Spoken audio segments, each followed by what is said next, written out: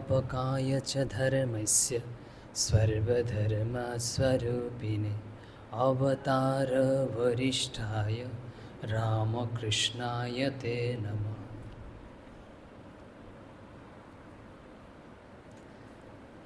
তো আমাদের যেই বিষয় হচ্ছিল তা হচ্ছে ধ্যান।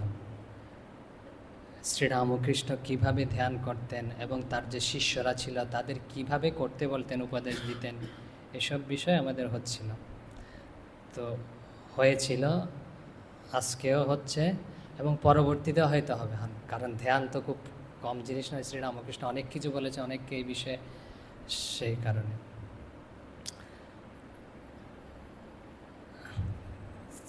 তা আমরা যে বিষয় নিয়ে হচ্ছিল তা হচ্ছে, যেমন হচ্ছে আমাদের অনেক প্রশ্ন থাকে, কোথায় ধ্যান করব, কখন ধ্যান করব, সময়টা কি, কিভাবে ধ্যান করব, কিরূপ স্থানে ধ্যান করব, আর কি বিষয়ের উপর ধ্যান করব, যে কোনো বিষয় হতে পারে কিনা, এসব হচ্ছিল।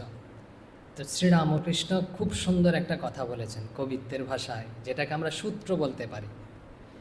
এই যে সূত্র যদি আমরা অবলম্বন করি না, ওই একটা পংক্তিতে, ছোট একটা কথায় অনেক কিছু বিষয় দেয়া আছে যা আমাদের জীবনে প্রয়োগ করার মতো। তো সেই কথাটা আমরা প্রথমেই বলি। শ্রীরামকৃষ্ণ বলছেন যে ধ্যান করবে, ধ্যান করবে মনে, কোণে ও বনে। জানেন, অনেক শোনা। তো আমরা দেখব মনে মানে কি, কোণে শব্দের অর্থ কি, বনে শব্দের অর্থ কি, তখন সব বিষয়ের মধ্যেই চলে আসবে। তার পূর্বে আরেকটা প্রশ্ন হয় যে আমরা ধ্যান অনেকেই না, মানে হচ্ছে সবাই আমরা প্রায়, যে ভক্ত হোক অভক্ত হোক সবাই চাই কিন্তু ধ্যান করতে। যারা অভক্ত তারা হয়তো বলে মেডিটেশন, যে ডাক্তাররা আজকাল প্রেসক্রাইব করে যে এরকম করবেন, যে মনকে শান্ত করার চেষ্টা করবেন। কিন্তু আমাদের সমস্যা হচ্ছে কি, ধ্যান হয় না। জিজ্ঞেস অনেকে যে মন একাগ্র হয় না, মন বসে না, ইত্যাদি সব না না না বোধক। তো সেটাকে আমরা না হা বোধক করতে হবে। ধ্যান হয়, মন একাগ্র হয়, তারপরে মন বসে। তো বলে যে জোর করে তো করা যাবে না। হ্যাঁ, আমাদের হয়, কিন্তু আমরা বুঝতে পারি না। তখন একটা ঘটনা বলি। একটা পাথর দেয়া হলো একজনকে, না একটা এরকম পাথর দেয়া হয়েছে। পাথর সবাই দেখেছেন, একটা বড় পাথর দেয়া হয়েছে আর তাকে একটা হাতুড়ি দেয়া হয়েছে। বলা হয়েছে এই পাথরটা ভাঙতে হবে, বড় পাথর। তো প্রথমে পাথরে আঘাত করেছে, এরকম হাতুড়ি নিয়ে পাথরে আঘাত করেছে, যা যত শক্তি আছে সব শক্তি দিয়ে আঘাত করেছে। তো যেই আঘাত করেছে না, যেরকম হয় অভিজ্ঞতা আছে অনেকের, উল্টো মনে হচ্ছে পাথরেই তাকে আঘাত করেছে। তো উল্টো আর হাতুড়িটা ছিটকে গেছে। তো একদম আনাড়ি হলে সে ভয় পেয়ে গেছে, যে আমার দ্বারা হবে না। তো আবার এরকম আঘাত করেছে। তেন আঘাত করতে করতে গিয়ে 10 বার, একাদশ বারে গিয়ে না, 11 বারে গিয়ে একটু করে ফাটল দেখা গেছে। তখন আবার আঘাত করেছে 10 বার, 12 বার, আর একটু বড় ফাটল দেখা গেছে। আর 13তম বারে যখন আঘাত করেছে না, পাথরটা এরকম দোভাগ হয়ে ফেটে গেছে। তো এখন যদি বোকা হয়, সে মনে করবে কি, এই যে আমার দরকার ছিল 13তম বারে আমার সবচেয়ে শক্তি বেশি প্রয়োগ হয়েছে, এই কারণেই পাথর ভেঙেছে। আর যে পেছনে যে আঘাত করেছে, প্রথমবার থেকে শুরু করে দ্বিতীয়, তৃতীয়, চতুর্থবার, এর কোনো মূল্য নেই। কিন্তু আপনারা সবাই জানেন এর মূল্য আছে। এই যে প্রথম থেকে শুরু করে এই 10ম বার পর্যন্ত যে আঘাতগুলো করেছে না, এই আঘাতের ফলে সেই পাথরটা একটু একটু হতে ফাটল ভিতর থেকে, আমরা উপর থেকে দেখতে পাইনি, কিন্তু ভেতর থেকে কিন্তু নরম হতে শুরু করেছে, আর শেষ পর্যায়ে গিয়ে ভেঙেছে। তো আমরা ধ্যান করার চেষ্টা করি, মন একাগ্র করার চেষ্টা করি, তা আমরা মনে করি কি আমাদের হচ্ছে না, আমাদের দ্বারা হবে না, তখন আবার ছেড়ে দিই। আমাদের যারা হচ্ছে না, ওটা তো একটু একটু করতে করতে গেলে এরকম 13 বারে গিয়ে দেখা যাবে যে আমাদের দ্বারা হয়েছে। আবার আরেকটা সমস্যা আছে। কীরকম সমস্যা? যে আমাদের কতটুক হওয়া দরকার, যে কতটুক পরিমাণ হলে আমাদের এটা ধ্যান বলা হবে, আমাদের মন একাগ্র হচ্ছে, কতটুক পরিমাণ হলে। তো শ্রীরামকৃষ্ণের একটা কথা বলে, আমরা এটা একটা উপমা দিয়ে তারপরে বলবো। এক পিঁপড়ে, শুনেছেন কথামৃতে আছে, এক পিঁপড়ে না, তো এক চিনির পাহাড়ের কাছে গেছে। তো ওখান চিনের পাহাড়, বুঝতে পেরেছেন, পিঁপড়ের জন্য একটা পাহাড় কিন্তু বিশাল, আমাদের জন্যও বিশাল, পিঁপড়ার জন্য কত বিশাল হবে চিন্তা করে দেখুন। তো চিনির পাহাড়ের কাছে গেছে, ওখান থেকে এক দানা খেয়েছি, তারপরে খেয়ে এরকম তো হেলচে টুলছে, খুব তরতাজা হয়ে গেছে, পেট ভর্তি হয়ে গেছে। এখন মনে মনে ভাবছে ওই পুরো পাহাড়টা না তার গর্তের মধ্যে নিয়ে যেতে হবে। তো পুরো পাহাড় কি গর্তের মধ্যে নিয়ে যাওয়া সম্ভব? কখনো সম্ভব নয়। তো শ্রীরামকৃষ্ণ বলছেন, বলছে সুখদেবাদে না হয় দেহ পিঁপড়ে, চিনির 8-10টা দানা না হয় মুখে করুক। তো সুখদেবাদি যারা সিদ্ধ পুরুষ আছে, মহাপুরুষ আছে, সুখদেব, তারপরে হচ্ছে নারদ, এরকম যারা যারা মহাপুরুষ আছে, তারা হয়তো বড় পিঁপড়ে, আমরা ছোট পিঁপড়ে, তারা বড় পিঁপড়ে, তারা 8-10টা খেতে পারে, কিন্তু পুরো পাহাড় পারবে না। আর পিঁপড়ে হচ্ছে খুব ক্ষুদ্র, একটা দানার চেয়ে বেশি পারবে না। তো আমরা পিঁপড়ে হয় না, আমরা ভাবি কি আমরা 1 ঘন্টা মন একাগ্র করে বসে থাকবো, এরকম সমাধিতে চলে যাবো বসে। যেমন ভূতুষানন্দ মহারাজ বলতেন, যখন কথামৃত বলছেন না, তখন হচ্ছে সমাধিটা খুব সহজ জিনিস, ঠাকুর মুহুর্মুহু সমাধিস্থ হচ্ছেন, তো বসলেই সাথে সাথে সমাধি হয়ে যাবে। তো এরকম এখন আমরা একটা কথা বলি যে কি পরিমাণ হলে আমরা মোটামুটি আমাদের কাছাকাছি, আমরা অনেক সময় কাছাকাছি পৌঁছে যাই, কিন্তু গরুর পুরাণে রয়েছে যে ধ্যান কত সময় হলে তাকে ধ্যান বলা হবে। তো ওই পুরাণে তো শাস্ত্রীয়ভাবে বলেছে, স্বামী বিবেকানন্দ ওটা আমাদের ভাষায় বলেছে, আমাদের যাতে বুঝতে সুবিধা হয় কত সময় হলে যে ধ্যান হয়। বলছেন যে ওখানে রয়েছে, সেটা স্বামীজি খুব সুন্দরভাবে আমাদের বোধগম্য করেন। বলছে 12 সেকেন্ড যদি কোনো বিষয়ে মন একাগ্র করা যায়, তাহলে হয় একটি ধারণা। Tick tick tick tick 12 second, সবার অভিজ্ঞতা আছে সেকেন্ড সম্পর্কে। তারপরে বলছেন ওই ধারণাকে যে 12 সেকেন্ড আবার যদি 12 দিয়ে গুণ করা হয়, মানে এর 12 গুণ, মানে হচ্ছে 12 গুণ 12। তো এরকম হলে হয় কি, যদি এইতে এত সময় মনে একাগ্র করা হয়, তাহলে ওইটাকেই ধ্যান বলে। তো 12 সেকেন্ড গুণলে করলে কত হয়? 144 সেকেন্ড। তো এটা কত মিনিট হয়? যে 2 মিনিট 24 সেকেন্ড। তো তার মানে হচ্ছে আমরা যদি 2 মিনিট 24 সেকেন্ড মন একাগ্র করে রাখতে পারি, তাহলে কিন্তু ধ্যান হয়ে গেল। তা আমরা মনে করছি না যে আধা ঘন্টা করতে হবে বা 1 ঘন্টা ধরে রাখতে হবে, তখনই ধ্যান। এই 2 মিনিট হলেও কিন্তু আমাদের ওই যে পিঁপড়ের মতো আর কি, শ্রীরামকৃষ্ণ বলেছেন। তো এটা হচ্ছে ভগবান হচ্ছে অনন্ত, আর হচ্ছে এই উপলব্ধি হচ্ছে অনন্ত, শেষ করা যাবে না।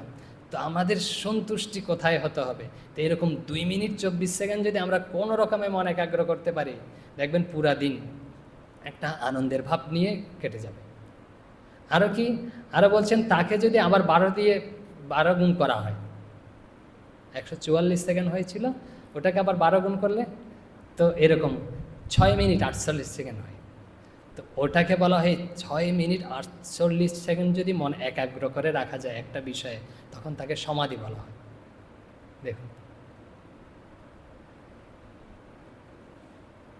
তো এই হচ্ছে, আমরা মনে করি কি আধা ঘন্টা 1 ঘন্টা হচ্ছে না বলেই আমাদের, কিন্তু আমাদের তো এরকম যদি হয়ে থাকে না, এই 2 মিনিটের মতো 1 মিনিট যদিও হয়, মনের একটা কিন্তু আনন্দের ভাব থাকে। তা ওটার জন্যই না যে অনেক মহাপুরুষরা বলে থাকেন যে একবার ডাকার, যদি মাকে যদি ভগবানকে যদি একবার ডাকার মতো ডাকতে পারো, তাহলে হয়ে গেল। তো একবার ডাকার জন্য আমরা চেষ্টা করে যাচ্ছি, তাহলে কিন্তু আমরা যদি মনে করি যে না এরকম করতে হবে, নিরুৎসাহিত হয়ে যায়। দেখুন, এই 2 মিনিট যদি করা যায় না, তো 2 মিনিট করা তো কারোর জন্য খুব বিশেষ ইয়ের নয়। যে অনেকে বলে আমার সময় হয় না, ধ্যান করার জন্য সময় পাচ্ছি না, জব করার জন্য সময় পাচ্ছি না। 2 মিনিট করুন, প্রজেক্ট এরকম। আচ্ছা, এটা তো মোটামুটি গেলে। এখন শ্রীরামকৃষ্ণের কথায় আমরা ফিরে আসি। আবার শ্রীরামকৃষ্ণ বলছেন ধ্যান করবে মনে, কোণে এবং বনে। 3টা দিয়েছে, বলছে মনে, কোণে এবং বনে। আজকে হয়তো মনে হবে, মনেটা আমরা দেখি। তো মনে শব্দের অর্থ কি, মনে মানে কি বুঝাচ্ছেন তিনি? বিজ্ঞান মহারাজকে জিজ্ঞেস করি যে শ্রীরামকৃষ্ণ তো বলেছেন ধ্যান করবে মনে, মনে মানে কি বুঝাচ্ছে? তো বিজ্ঞান মহারাজ, বিজ্ঞানানন্দ স্বামী বিজ্ঞানানন্দ মহারাজ বলছেন মন মানে হৃদয়। আরও বলছেন যে হৃদয়ে আরাধ্য দেবতা অধিষ্ঠিত আছেন, এই রূপ ভাবতে হয়। বিজ্ঞান মহারাজ বলেছেন মন মানে হচ্ছে হৃদয়। এখন শ্রীরামকৃষ্ণের কথায় আবার আমরা ফিরে যাই যে ধ্যান করবে মনে, মন মানে হৃদয়। আর শ্রীরামকৃষ্ণ বলেছেন যে হৃদয় তো বেশ ডঙ্কা মারা জায়গা, সেইখানেই ধ্যান কর। বলছে কোথায়? হৃদয় হচ্ছে বেশ ডঙ্কা মারা জায়গা, সেখানেই ধ্যান করবে। আর এগুলি আইনের ধ্যান, শাস্ত্রে আছে। হৃদয়ে যে বলল শ্রীরামকৃষ্ণ হৃদয়ে ধ্যান করার কথা, এটা হচ্ছে শাস্ত্রে রয়েছে। শাস্ত্রে কোথায় রয়েছে আমরা একটু উল্লেখ করি। কঠোপনিষদে খুব সুন্দর কথা রয়েছে, শ্রীরামকৃষ্ণের কথাটাই হুবহু রয়েছে একদম একদম দার্শনিকভাবে। বলছে অঙ্গুষ্টমাত্র পুরুষ অন্তরাত্মা সদা জানানাং হৃদয় সন্নিবিষ্ট। হৃদয়ে সন্নিবিষ্ট বুঝতে পেরেছেন? বলছে হৃদয়ে সন্নিবিষ্ট হয়ে রয়েছে। বলছে শ্রীরামকৃষ্ণ অন্য জায়গায় বলেছে ভগবানের হৃদয়ে আছে ভগবানের বৈঠকখানা, হৃদয়ে তিনি রয়েছেন, হৃদয়ে সন্নিবিষ্ট। আর এটি কীরকম? বলছে অঙ্গুষ্টমাত্র পুরুষ অন্তরাত্মা। বলছে অঙ্গুষ্টমাত্র পুরুষ, অঙ্গুষ্ট মানে দেখেছেন এই অঙ্গুষ্ট আমাদের হৃদয়ের হচ্ছে একটু পরিমাণ খালি জায়গা আছে, যাকে আকাশ বলা হয়। আরেকটা মন্ত্র বলবো, ওখানে ওইটাও পরিষ্কার করে বলা আছে। তো ওখানেই যে এই অঙ্গুষ্টমাত্র পুরুষ অন্তরাত্মা, অন্তরাত্মা পরমাত্মা ভগবান সদা জনানাং সর্বদা জনানাং সকলের হৃদয়ে, জনানাং মানে সকলের হৃদয়ে, জনানাং হৃদয়ে সন্নিবিষ্ট, সন্নিবিষ্ট হয়ে রয়েছে, প্রকৃষ্টরূপে আবিষ্ট হয়ে রয়েছে। শ্রীরামকৃষ্ণের কথা দেখুন, শ্রীরামকৃষ্ণ বলছেন হৃদয়ে ধ্যান করবে। কেন করবে? ওখানে রয়েছে, আমরা যাকে খুঁজছি তাকে তিনি রয়েছেন। আর যে উপনিষদ বেদ বলছে একই কথা। আরেকটা বলি, বলছে দিব্য ব্রহ্মপুরে হি এষ ব্যোম আত্মা প্রতিষ্ঠিত, মুন্ডক উপনিষদে রয়েছে।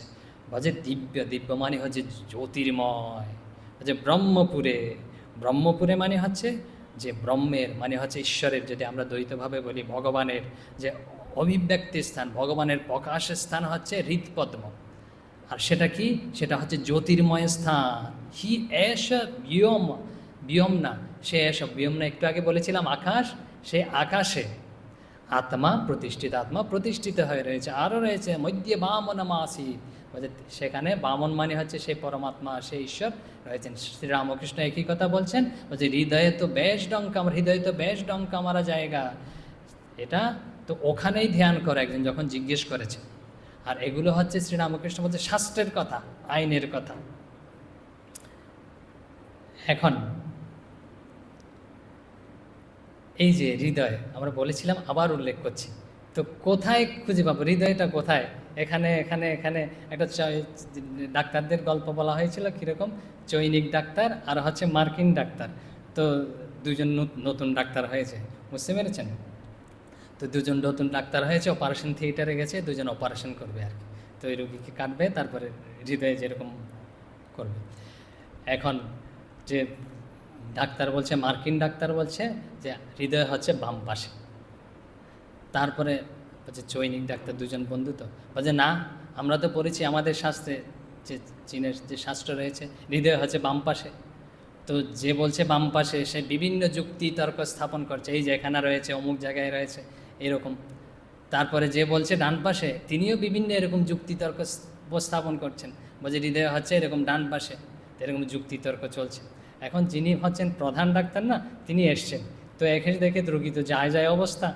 তো এই অবস্থায় তারা দুজন হৃদয় কোথায় এনে নিয়ে বিচার করছে।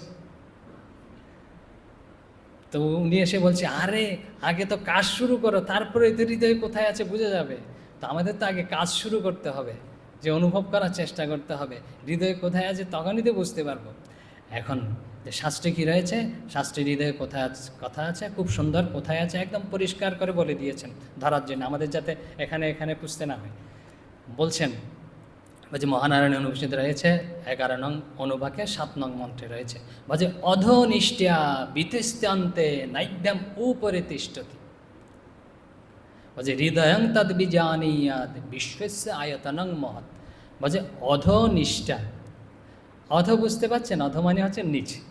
বলছে নিষ্ঠা, নিষ্ঠা মানে কোথায়? বলছে এটাকে নিষ্ঠা বলা হয়, এটাকে কী বলা হয়? গ্রীবা না, এই গ্রীবার। বলছে গ্রীবার নিচে, তো গ্রীবার নিচে কতটুক যেতে হবে?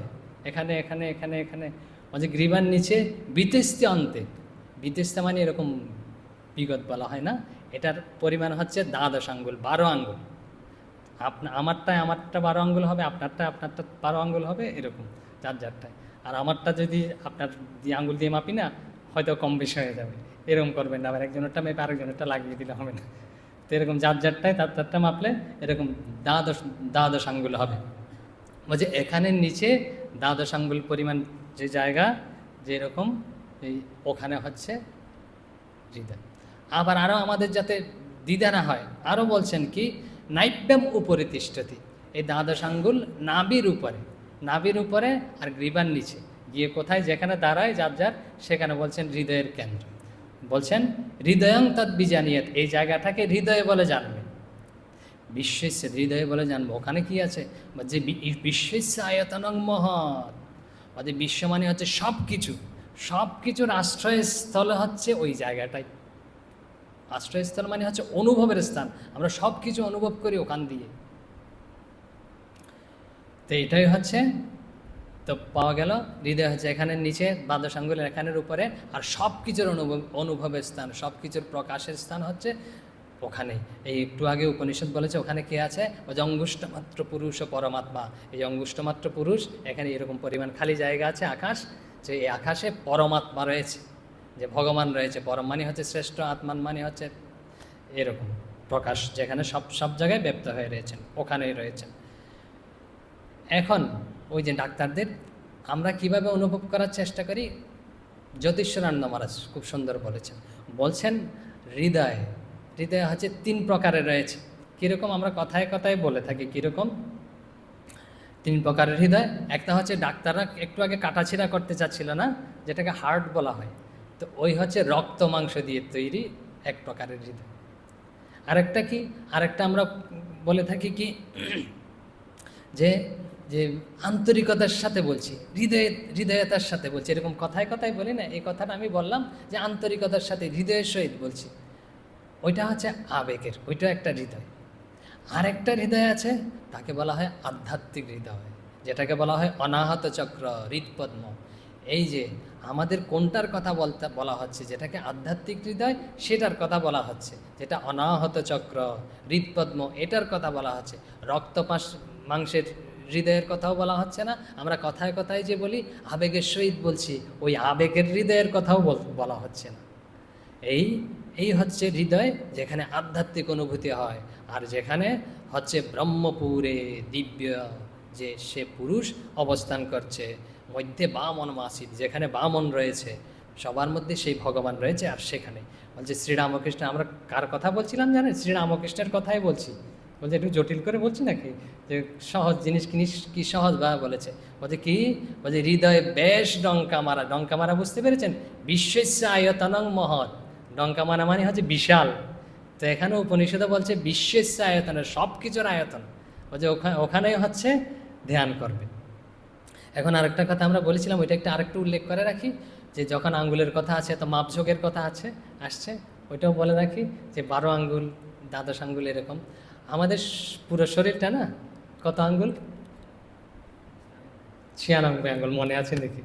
তো আমাদের সম্পূর্ণ শরীরটা হচ্ছে, আমরা যদি নিজেরা মাপি, হচ্ছে 96 আঙ্গুল। কেন এই কথাটা আসছে, বলছে আমরা কেন এত সংখ্যা থাকতে কেন 108 সংখ্যাটাকে বেছে নিই, সবচেয়ে পবিত্র সংখ্যা হিসেবে 108 বার জপ করবে, এরকম 108 বার করে করবে। কেন 108 বার? কেউ তো বলেন 100 বার জপ করবে, কেউ তো বলে না 200 বার জপ করবে, তো এরকম। তো 108 বার কেন? আরেকটা কথা মাঝখানে বলে রাখি, আপনাদের যেন গুরু যেরকম আদেশ করেছে না, সেভাবে সব কিছু করবেন। তো এটা হচ্ছে আমরা রামকৃষ্ণের কথাগুলো বোঝার জন্য, এবং শ্রী রামকৃষ্ণের কথার তো অবশ্যই জোর আছে, এভাবে হয়তো বলে থাকেন গুরুদেব। তো যার হয়তো কোনো ব্যক্তিগত যদি কোনো বিষয়ে থাকে, সমস্যা থাকে, এটা হয়তো ব্যক্তিগতভাবে করে থাকেন গুরুরা। আর শ্রী রামকৃষ্ণ আমরা যে কথাগুলো হচ্ছে, এটা হচ্ছে সার্বজনীন, সবার জন্য মোটামুটি। তো আমাদের কথা ছিল কি, যে 108 কেন জপ করব আমরা এত সংখ্যা থাকতে। তো আমাদের সম্পূর্ণ শরীরের হচ্ছে যার আঙ্গুল দিয়ে মাপলে 96 আঙ্গুল, এরকম এসব বলে থাকেন শাস্ত্রকাররা, 96 আঙ্গুল। আর 96 আঙ্গুল 108 হতে কত বাকি থাকে? 12 আঙ্গুল। এখন আমাদের পুরো শরীরটাতেই রয়েছে না, আমাদের অনুভব করতে হবে। কি অনুভব করতে হবে? এই হৃদয়ে অনুভব করতে হবে। কারণ যিনি প্রকৃত না সত্তা আমাদের, যেখান থেকে সব কিছু অনুভূতির স্থান, উপনিষদ বলছে, শাস্ত্র বলছে, শ্রীরামকৃষ্ণ বলছেন, বলছে হৃদয়ে রয়েছে। এখন হৃদয়টা কোথায়? হৃদয় বলছে দ্বাদশ আঙ্গুল, এই যে এখান থেকে দ্বাদশ আঙ্গুল, অথবা নাভি থেকে দ্বাদশ আঙ্গুল। আর সম্পূর্ণ হচ্ছে 96 আঙ্গুলে, 96 আঙ্গুলের সাথে দ্বাদশ আঙ্গুল যোগ করলে 108। তো 108 বার জপ করা মানে কি, বলছে বারবার আমাদের ওই কেন্দ্র, হৃদয় কেন্দ্র যেটাকে বলা হয় অনুভূতির কেন্দ্রে, আমরা অনুভব করার চেষ্টা করছি ভগবানের নাম, রামকৃষ্ণ রামকৃষ্ণ বারবার বারবার করছি কেন, ওইটাকে বারবার কম্পিত করছি সূক্ষ্মভাবে, যে ওইটার অনুভূতি স্থানটা যেন আমাদের একদম অনুভব হয়, ওখানেই যাতে সব কিছু অনুভব হয়। এই জন্যই বলা হয় যে শাস্ত্রকারগণ যে 108 বার কেন পবিত্র সংখ্যা 108 বার কেন করবে, কারণ আমাদের এরকম করেই অনুভব করতে হবে ওই জায়গাটাকে, মানে মাপঝোঁক করে এটা করে দিয়েছে, বুঝতে পেরেছেন? আমরা একটা আন্দাজে আইডিয়া করে মেপে নিলে হবে না, এটা অনেক আগে থেকে শাস্ত্রকাররা অনুভূতির সহিত মেপে করে দিয়েছে, ওখানে অনুভব করতে হবে, এই জন্য এতবার সংখ্যাটা নির্দিষ্ট করে দিয়েছে। এখন শ্রী মায়ের কথা আমরা বলেছিলাম, ওইটা আবার উল্লেখ করি যে অনুভূতি স্থান আমাদের তো পায়ে অনুভব হয়, মাথায় অনুভব হয়, যে হাতে অনুভব হয়, ওখানেও করি না কেন আমরা, যে মায়ের কথাটা আমরা উল্লেখ করি। অবশ্যই শ্রীরামকৃষ্ণ বলেছেন তুমি যখন পাকা হয়ে যাবে না, সব তো ব্রহ্মময়ী, যেখানে ইচ্ছে তুমি তখন করতে পারবে, কিন্তু স্বাভাবিক অবস্থায়, বিশেষ করে প্রাথমিক অবস্থায় যে কোথায় করা উচিত। তো এরকম পূজনীয় স্বামী বিরজানন্দ মহারাজ ঘটনাটা বলেছিলাম, আবার উল্লেখ করছি। বিরজানন্দ মহারাজ তখন মায়াবতীতে আছেন, তো মায়াবতীতে আছেন, যুবক বয়স, তো খুব সাধন ভোজন করছেন, জপ ধ্যান এসব করে যাচ্ছেন। তো করতে করতে না, তো কিছুদিন থেকে তিনি আস্তে আস্তে নিজের শরীরকে দুর্বল অনুভব করছেন, শারীরিক দুর্বলতা অনুভব করছেন, আর কি মানসিকভাবেও দুর্বলতা অনুভব করছেন। তো তিনি আবার চেষ্টা করে যাচ্ছেন, কিন্তু আরও দিন দিন বৃদ্ধি পাচ্ছে, ওই দুর্বলতা তো কাটার কথা, কাটছে না, কিন্তু আরও বৃদ্ধি পাচ্ছে। তিনি বাধ্য হয়ে ওই মায়াবতীতে, হিমালয়ের, তো ওখান থেকে নেমে এসছেন, ওখান থেকে নেমে এসে কাশিতে গেছেন, এরপরে তিনি বেলুর মঠে ফিরে এসছেন। তো সবাই চিন্তিত বিরজানন্দ মহারাজকে নিয়ে, তখন হচ্ছে বেলুর মঠে স্বামী ব্রহ্মানন্দ মহারাজ রয়েছেন, রাজা মহারাজ রয়েছেন। তো রাজা মহারাজও খুব চিন্তিত, এর শরীর খুব খারাপ হয়ে যাচ্ছে, খুব ডাক্তার দেখিয়ে খুব চিকিৎসা করা হচ্ছে। তো এই অ্যালোপ্যাথিক হোমিওপ্যাথিক এসব চিকিৎসা করা হচ্ছে, ফল হচ্ছে না। তারপরে কবিরাজি চিকিৎসা, তখন হচ্ছে বিশিষ্ট কলকাতা হচ্ছে রাজধানী ভারতবর্ষের, কলকাতার বিশিষ্ট ডাক্তার হচ্ছে শ্যামদাস বাচস্পতি। তো ওনাকে ঠিক করা হয়েছে তাকে চিকিৎসা করার জন্য।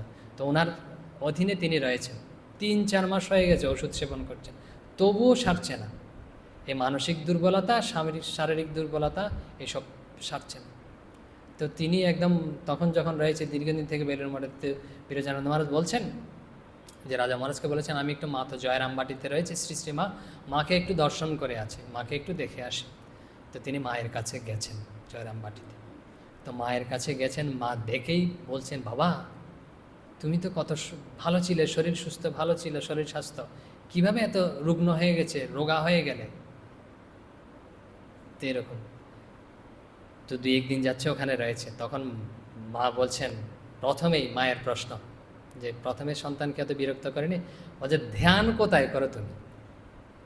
মা জিজ্ঞেস করছে কীরকম ডাক্তার? দেখুন যে ভবরোগ পদ্য, যে ভবরোগের পদ্য হচ্ছে ডাক্তার হচ্ছেন তিনিই সারাতে পারেন। বলছে তুমি ধ্যান কোথায় করো? হৃদয়ে না সহস্রারে? হৃদয় মানে এখানে, সহস্রার মানে এখানে। বলছে ধ্যান কোথায় করো পরিষ্কার করে জিজ্ঞেস করছে, কোনো কিছু জিজ্ঞেস না করে বলছে ধ্যান কোথায় করে, হৃদয়ে না সহস্রারে? বিরজানন্দ মহারাজ উত্তর দিচ্ছেন সহস্রারে, এখানে ধ্যান করে। বলছে কেন? বলছে কেন ধ্যান করেন? বলছে কেন না ওখানে ধ্যান করতে ভালো লাগে, খুব আনন্দ পায়, ধ্যান করতে ভালো লাগে বলে ওখানে করে। মা সাথে সাথে তাৎক্ষণিকভাবে বলছেন, বলছে করেছো কি বাবা? ও যে শেষ অবস্থার কথা, পরমংশ অবস্থার কথা, একেবারেই কি এত উঁচুতে মনকে রাখতে পারা যায়? প্রথমে একবার মনকে মস্তকে নিয়ে গিয়ে পরে হৃদয়ে নামিয়ে এনে সেখানে ইষ্টের ধ্যান করতে হয়। বলছে তুমি ওখানে প্রথমে নিয়ে যেতে পারো, নিয়ে গিয়ে তারপর ওখান থেকে নামিয়ে এনে হৃদয়ে ইষ্টের ধ্যান করবে। তো বিরজানন্দ মহারাজ এইভাবে করে যাচ্ছেন। তো করে যে মায়ের কথা অনুযায়ী এভাবে করতে করতে না, তার যে আর এই যে ডাক্তার চিকিৎসা ওষুধপত্র কিছুই লাগেনি, কদিনের মধ্যে তার শরীর ভালো হয়ে গেছে। তো এই হচ্ছে গুরুর উপদেশ অনুযায়ী করা উচিত, আমাদের ইচ্ছা অনুযায়ী নয়। আমরা যত সহজ মনে করি না, খুব সহজ নয় যে বিষয়টা, যেরকম উপদিষ্ট হয়েছে সেরকমভাবে শ্রীরামকৃষ্ণ এই জন্যই বলছেন। মায়ের আরেকটা কথা এখানে উল্লেখ করি, মায়ের বিষয়ে একদম মাকে জিজ্ঞেস করছে, বল আমি কিভাবে জপ ধ্যান করব? তো মা বলছেন জপ করতে করতে ইষ্টমূর্তির ধ্যান করতে হয়। তো জপ করতে করতে ভগবানের নাম করতে করতে ভগবানের ধ্যান করতে হয়। বলছে ধ্যানের প্রথমে মুখটি আসে, বটে। ধ্যানের প্রথমে মুখটি আসে বটে আমাদের অনেক সময়, কিন্তু পা থেকে মস্তক অঙ্গটি সাক্ষাৎ করে ধ্যান করতে হয়। যে আমাদের সময় ধ্যান করতে গেলে দেখবেন অনেক সময় মুখটি আসে, কিন্তু ওই বাকিটা হয়তো আসছে না। কিন্তু মা বলছেন সবটা আনার চেষ্টা করবে। রাজা মহারাজ অন্য জায়গায় বলেছেন, বলছে কীভাবে ধ্যান করবে, বলছে যে ইষ্টকে, ভগবানকে জ্যোতির্ময় রূপে, জীবন্ত রূপে চিন্তা করবে। জীবন্ত রূপে চিন্তা করে তারপর ওখানে যে জীবন্ত মূর্তি ধ্যান করবে, যে পাদবন্দনা করবে, মানে হচ্ছে প্রণাম করবে, প্রণাম করে আস্তে আস্তে সবটা আনার চেষ্টা করবে। প্রথমে সবটা আসে না, আমরা যতই বলি না কেন। হয়তো কেউ কেউ চোখ বন্ধ করলে অন্ধকার দেখছেন, কোনো ভয় পাওয়ার কারণ নেই। শ্রী রামকৃষ্ণের একটা কথা আমরা বলবো, যে আমরা অনেক সময় যে এইসব কেন দেখছি, আমি কিছু ধ্যান করার চেষ্টা করছি, ভগবানকে দেখার চেষ্টা করছি, তা না দেখেও যে আমার যেটা চাই না ওটা দেখছি, এরকম কেন হচ্ছে? শ্রী রামকৃষ্ণের কথাটা আমরা বলবো। এর পূর্বে বলছি যে অন্ধকার দেখলেও না ভয় পাওয়ার কিছু নেই। একটু করে শান্ত হয়ে আসলে হয়তো মুখটা দেখবেন, হয়তো প্রভুর হৃদয়টা দেখবেন, হয়তো পাদপদ্মটা দেখবেন। তো যেটা দেখবেন ওটা চিন্তা করার পরে মন আরও শান্ত করে, তারপর পুরাটা সম্পূর্ণটা আনার চেষ্টা করবে। মায়ের কথা অনুযায়ী মা এভাবে বলছেন। এখন আমাদের কথা হচ্ছিল প্রথমে শ্রীরামকৃষ্ণ যে সূত্র দিয়েছেন, যে ধ্যান করবে মনে, তারপরে হচ্ছে কোণে এবং বনে। আমরা এই কথাটা আবার যাচ্ছি, মনে পেয়েছি আমরা, মন মানে হচ্ছে হৃদয়। মা বলেছেন এত সব কথা, আমরা শাস্ত্র থেকে উল্লেখ করেছি হৃদয় কোথায়, এত সব কথা সব উল্লেখ করা হয়েছে। এখন আরও দুটো রয়েছে, তা হচ্ছে বনে, কোণে এবং বনে, তাই তো। তো বিরজানন্দ মহারাজকে আবার বিরজানন্দ মহারাজ, ওনার কথা পরে বলবো। প্রথমে হচ্ছে বিজ্ঞানানন্দ মহারাজ, আমি বিজ্ঞানানন্দ মহারাজকে আবার জিজ্ঞেস করি যে বনটা কোথায়। চলে যেতে হবে সব পুটলি পাটলা বেঁধে নাকি? তো বিরজানন্দ মহারাজ কি বলছে দেখি, বলছে বনটা কোথায়? বলছে বন কোথায় জানো? যেখানে পশুরা রয়েছে, আছে না বনের মধ্যে বাঘ, ভাল্লুক, এরকম সাপ সব রয়েছে, ভীতিকর সব। তো পশুরা যেখানে রয়েছে সেটা হচ্ছে বন। বলছে আমাদের মধ্যেও পশু কম আছে নাকি? বলছে কাম, ক্রোধ, লোভ, মোহ, এইসব পশু ওই রয়েছে বনের মধ্যে। তো ওই বনের মধ্যে ধ্যান করতে হবে। পশু থাকলেও আমার কাম এসছে, আমার ক্রোধ এসছে, আমার অহংকার এসছে, আমার অভিমান এসছে, আমি বুঝতে পারছি না, উঠে চলে যাব। বলছে না না, চলবে না এরকম উঠে চলে গেলে। বলছে কাম, ক্রোধ, লোভ, মোহ এগুলো আসছেও না, ওই যে পশু তো পরিবেষ্টিত হয়ে রয়েছে, এর মধ্যে বসতে হবে। তো এই পশু পরিবেষ্টিত স্থানেই বিজ্ঞানানন্দ মহারাজ বলছেন ধ্যান করবে। বলছে ওটাকেই বন বোঝানো হচ্ছে। তো আবার জিজ্ঞেস করছে, তো ওটা তো মন হলো, মানে মনেই তো আমাদের কাম, ক্রোধ, লোভ, মোহ এসব রয়েছে। মন তো ঠাকুর একবার বলেছে, আবার আপনি এই বনটাকেও মন বলছেন কেন? বিজ্ঞান মহারাজ কি বলছেন দেখি সরাসরি, যে বিজ্ঞান মহারাজ বলছেন, ওনার কথাটাই দেখি। বলছেন এই জঙ্গল সাফ করে, ওটা পরিষ্কার করতে হবে। এই জঙ্গল সাফ করে, পরিষ্কার পরিচ্ছন্ন করে, মনকে বেশ নির্মল ও পবিত্র করে ভগবানকে ডাকতে হয়। এখন প্রশ্ন হলো, তাহলে মন আবার বন দুটো আলাদা করে বলার মানে কি? মহারাজ উত্তরে বলছেন তফাৎ আছে। মন মানে হৃদয়, মন মানে হচ্ছে হৃদয়। প্রথমটা যেটা বলেছে ওটা হচ্ছে মন মানে হচ্ছে হৃদয়। কীরকম হৃদয়? ওটা হচ্ছে স্বচ্ছ হৃদয়, মানে হচ্ছে পবিত্র, যেখানে কাম ক্রোধ নেই। বুঝতে পেরেছেন? যে পশু নেই, পশুগুলো যে নেই, স্বচ্ছ শুদ্ধ হৃদয়, শুদ্ধ মন, ওইটা হচ্ছে প্রথম। ওই শুদ্ধ মন আমাদের, ওটা হচ্ছে প্রথম। ঠাকুর বলেছে প্রথম সত্য, প্রথম কন্ডিশন, ওইটা শুদ্ধ মন লাগবে। ওই শুদ্ধ মন, ওইটা হচ্ছে শুদ্ধ মন। আর পরেরটা বলছে ওইটা হচ্ছে কাম, ক্রোধ, লোভ যুক্ত, যেটা বন, ওই মনকে পরের বন বলছে বিজ্ঞানানন্দ মহারাজ। বলছে ওই বনকে সাফ করতে হবে, পরিষ্কার করে না, ওই বনকে ওই মনে পরিণত করতে হবে, শুদ্ধ মনে পরিণত করতে হবে। সব তো আমাদের ভিতরে, তারপর ধ্যান করতে হবে। আর কোন মানে হচ্ছে নিরিবিলি স্থান, যেখানে উৎপাত নেই, লোকজন দেখবে না, এরকম। এখন এই কথাটা আরেকটু সহজভাবে স্বামী বিরজানন্দ মহারাজ বলেছেন। তো বিরজানন্দ মহারাজকে জিজ্ঞেস করি, তো বিরজানন্দ মহারাজকে যে ঠাকুর বলেছেন ও যে ধ্যান করবে যে মনে, কোণে এবং বনে, এর অর্থ কি?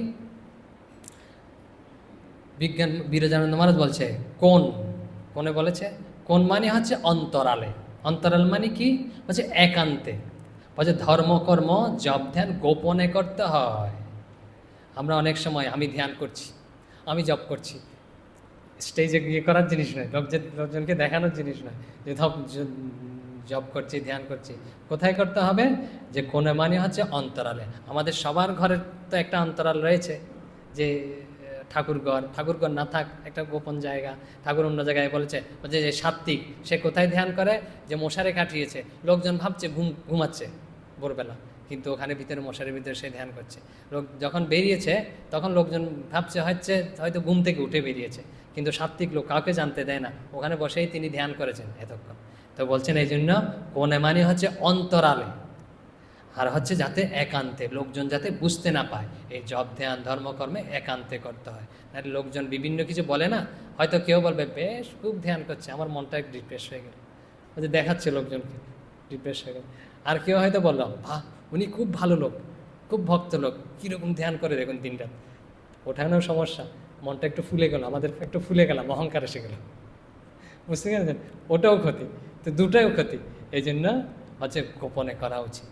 আর হচ্ছে তাহলে তো মন্দিরে আসা যাবে না তা নয়, কিন্তু মন্দিরে সবাই জপ ধ্যান করতেই আসে, মন্দিরের প্রয়োজনীয়তা আছে। কীরকম বলেছে না, কারণ মন্দিরে না, এই মন্দির এগুলোতে একটা হচ্ছে কম্পন রয়েছে, আধ্যাত্মিক কম্পন রয়েছে। আমরা বলেছিলাম সর্বদা, কেন কম্পন?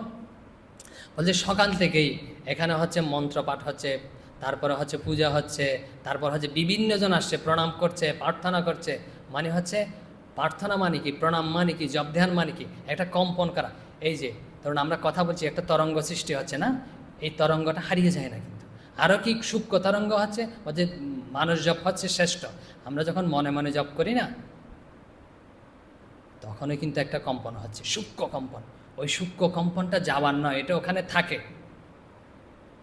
এই যে বলেছিলাম মন্দির, মসজিদ, ধর্মস্থানগুলো কেন এরকম গম্বুজ আকারে তৈরি করা হয়?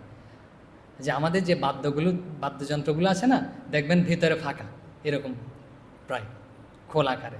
তো এগুলো তৈরি করা হয় কেন এভাবে? যাতে কম্পনটা ওখানে দীর্ঘস্থায়ী হয়, যাতে কম্পনটা বাইরে যেতে না পারে, যাতে এই সূক্ষ্ম কম্পনটা বিশাল আকার ধারণ করে। তো এখানে যে মন্দির আদি, তীর্থস্থান আদি, ওখানে বিশেষ একটা কম্পন রয়েছে, যেটা আমাদের সাধন ভজনে সাহায্য করে, আমাদের অনুকূল পরিবেশ সৃষ্টি করে। আপনি বাজারে গিয়ে দেখেন, মাছের বাজার বা অন্য বাজারে গিয়ে দেখেন, যে সবজির বাজারে গিয়ে, ওখানে ধ্যান করা খুব কঠিন। কীরকম? ওখানে অন্যরকম তরঙ্গ, আপনাকে ওই তরঙ্গায়িত করবে। আপনি অফিসে যান, ওইভাবে আপনি ভাবিত হয়ে যান, আপনি মন্দিরে আসেন, মন্দিরের ওইভাবে আপনি ভাবিত হবেন। মানে হচ্ছে এটা সূক্ষ্মভাবে কম্পিত করছে আমাদের, আমরা বুঝতে পারি আর না পারি। তো মন্দিরেরও প্রয়োজন আছে। এখন কোণে শব্দ পেয়ে গেলাম, তারপরে কি বলছে? বনে। তো বনে কথার অর্থ হচ্ছে লোকের কোলাহল থেকে দূরে, নির্জন স্থানে, যেখানে হিমালয় পর্বত বা গঙ্গাদি পূর্ণতবা নদী তীরে, অথবা স্বাস্থ্যকর ও পবিত্র আবহাওয়া, প্রাকৃতিক সৌন্দর্যের মধ্যে। এটা বলেছেন, আমাদের তো সবার পক্ষে হিমালয়ে যাওয়া সম্ভব নয়। তো বনে মানে হচ্ছে যেখানে পবিত্র, একটা কথা স্বামী বিরজানন্দ মহারাজ বলছে, যেখানে পবিত্র স্থান। তো পবিত্র স্থান মানে কি? যেখানে লোকের কোলাহল নেই, বাজার নয়। তো পবিত্র স্থান কোথায়? যে এই ধর্মালয় মন্দিরেই তো পবিত্র স্থান, এখানে সব পবিত্র চিন্তা চলছে। ও যে এইসব জায়গায় হচ্ছে ধ্যান করবে। আর মনে মানে কি? মনে ধ্যানই হচ্ছে আসল কথা। যেখানেই ধ্যান করে না কেন, মনে অর্থাৎ হৃদয়ে, অন্তরে ইষ্টকে প্রতিষ্ঠা করে, তাতেই সমস্ত মন বা অহংবোধ একাগ্র করবার জন্য ইন্দ্রিয়গুলোকে সংযত করে নিজের সমস্ত শক্তি প্রয়োগ করবে। ইন্দ্রিয়গুলোকে সংযত করার জন্য মনের সমস্ত শক্তি প্রয়োগ করবে। মনে ধ্যানটাই হচ্ছে আসল। এই জন্য ঠাকুর বলেছেন মনে, প্রথমে শব্দটা ব্যবহার করেছেন মনে, তারপরে বলছেন কোণে, তারপরে বলছেন বনে। মনে শব্দটা সবচেয়ে পরে ব্যবহার করেছেন। বলছে এগুলো একটার চেয়ে একটা গুরুত্বপূর্ণ। কেন? মনের শব্দই হচ্ছে সবচেয়ে গুরুত্বপূর্ণ। আমি মন্দিরে এসে বসে থাকলাম, কিন্তু মনে বাজার হাট বসিয়ে রাখলাম, তা হবে না। একটা ঘটনা বলি, বাবুরাম মহারাজের আর হচ্ছে রাজা মহারাজের খুব সুন্দর ঘটনা। তো বেলুড় মঠের দোতলায় তখন নিয়ম ছিল হচ্ছে ভোরবেলা সবাইকে গিয়ে রাজা মহারাজের ঘরে ধ্যান করতে হবে। কারণ যাতে কেউ একটু ভোর 4টার সময় ওঠে না, সবাইকে ধ্যান বসতে হবে। যদি একদিন কারো এলোমেলো হয়, ঘুম থেকে উঠতে দেরি হয়, তাহলে ওর খাওয়া জুটবে না। তো এরকম নিয়ম করা ছিল। এখন সবাই গেছে হচ্ছে ভোরবেলা রাজা মহারাজ, তখন ওই যে ধ্যান ভজন পাঠ এসব হতে হতে না অনেক বেলা হয়ে যেত, 8টা 9টা এরকম বেজে যেত। তো এরকম ধ্যান ভজন সম্পন্ন করেও চলছে, বেলা হয়ে গেছে, দেখছে সাধু ব্রহ্মচারীরা নামছে না। বাবুরাম মহারাজ বলছে তোমরা পুরা দিন ধ্যান করলে চলবে, ঠাকুর সেবাও তো আছে, এসব কাজও তো করতে হবে। তো রাজা মহারাজ ওখান থেকে শিখিয়ে দিচ্ছে, মশাই যে তোরা বল, মশাই মুক্তিটা আপনার হাতে, মানে বাবুরাম মহারাজকে বলতে বলছে ব্রহ্মচারীদের যে মুক্তিটা আপনার হাতে, আপনি যদি মুক্তি দিয়ে দেন না আমাদের আর সাধন ভজনের দরকার নেই, আপনি মুক্তি দিয়ে দিন। তো রাজা মহারাজ শিখিয়েছে যে কীরকম দুষ্টমি দেখুন তাদের মধ্যে, গুরু ভাইদের মধ্যে। তখন ব্রহ্মচারীরা আবার বলছে, মহারাজ মুক্তিটা আপনার হাতে, আপনি যদি আমাদের মুক্তি দিয়ে দেন না তাহলে আর আমাদের ধ্যান ভজনের এত দরকার নেই। তখন প্রেমানন্দ মহারাজ খুব সুন্দর কথা বলছে, হ্যাঁ তোমরা সম্পূর্ণ দিন ধ্যান করো 24 ঘন্টা, আমার কোনো আপত্তি নেই, কিন্তু মনে যাতে হাট বাজার না বসে। বুঝতে পেরেছেন? আমি বসে থাকলাম, মনে হাট বাজার বসিয়ে দিলাম, তা হবে না। এই জন্য বলছে প্রথম হচ্ছে এই মনে ধ্যান করবে। তো আমরা আজকে পেলাম কি ঠাকুরের এই কথাই, যে বলছেন ঠাকুর বলছে ধ্যান করবে মনে কোণে এবং বনে। মনটা কি? বিজ্ঞান মহারাজ বলছে মন মানে এক কথায় হৃদয়, আর ঠাকুর বলছেন হৃদয় মানে হচ্ছে ডঙ্কা মারা জায়গা, বলছে বিশানায় বিশ্বস্বায়তনং মহৎ, যে উপনিষদের কথা। এই ডঙ্কা মারা জায়গায় ধ্যান করতে হবে। কেন? ওখানে করলে সুবিধাও না, ওখানে হচ্ছে অনুভূতির স্থান। কেন? অঙ্গুষ্ঠমাত্র পুরুষ, যে অন্তরাত্মা, যে সদা জানানায়ং হৃদয়ে সন্নিবিষ্ট, সবার হৃদয়ের মধ্যে উপনিষদের কথা, যে ওখানে তিনি রয়েছেন। ওই জন্য ওখানেই হচ্ছে সব অনুভূতির স্থান, আর ওখানেই ধ্যান করার জন্য মা বলছেন। তো আজকে এখানে থাক, পরবর্তীতে আমরা আসব যে শ্রীরামকৃষ্ণ যে কিভাবে বসতেন যে ধ্যান করার সময়, তার শিষ্যদের কিভাবে বসার জন্য উপদেশ করেছেন, এইসব বিষয় আছে। আর বলছে এই বসার মধ্যে পার্থক্য কী, যে যেভাবেই বসলাম, একজনকে বলছে একজন যে মেরুদণ্ড সোজা করে, যেমন ঠাকুর বলেছে আর কি, যে শির গ্রীবা এইসব কায় সোজা করে বসতে হবে, যে সোজা রাখতে হবে সব সময় ধ্যানের সময়। তো একজন বলছে আমার সবাসনে শুয়ে থাকলেই না মেরুদণ্ড সোজা থাকে, অন্য সময় এরকম বাঁকা হয়ে যায়, তো এটাই খুব আরামদায়ক স্থান। তো বলছে না, এরকম সবাসনে চলবে না। তো শিরগ্রীবা কেন সোজা রাখবো? বলছে শুধু ধ্যানের সময়ই নয়, সব সময় আমাদের যে বসার সময় এটা যদি সোজা রেখে বসি না, অনেক উপর। যদি আপনি খাওয়ার পরেই সব কিছু সোজা রেখে বসেন তাহলে কিন্তু হজম শক্তি ভালো হবে। আর আপনি যে কাজ করার সময়, যেমন পড়ালেখার সময় ছাত্ররা বসে, ছাত্ররা দেখি সোজা হয়ে বসে না, তাহলে আমাদের যে শক্তি, আমাদের তো চিন্তা করা দরকার না, বুদ্ধি খাটানো দরকার, অনুভব করা দরকার, তাহলে আমাদের যে শরীর শক্তি প্রভাবতা না, যে উপরে উঠতে সাহায্য করে। তো এই জন্য সবসময় যতটুকু পারা যায় শুধু ধ্যানের সময় না, সোজা হয়ে বসা উচিত। এসব আসবে ধীরে ধীরে, যে শ্রীরামকৃষ্ণ কীভাবে বলেছেন। তো আজকে এখানেই থাক। তো ওম শান্তি শান্তি শান্তি, হরি ওম তৎসৎ। শ্রীরামকৃষ্ণার প্রণমস্তু।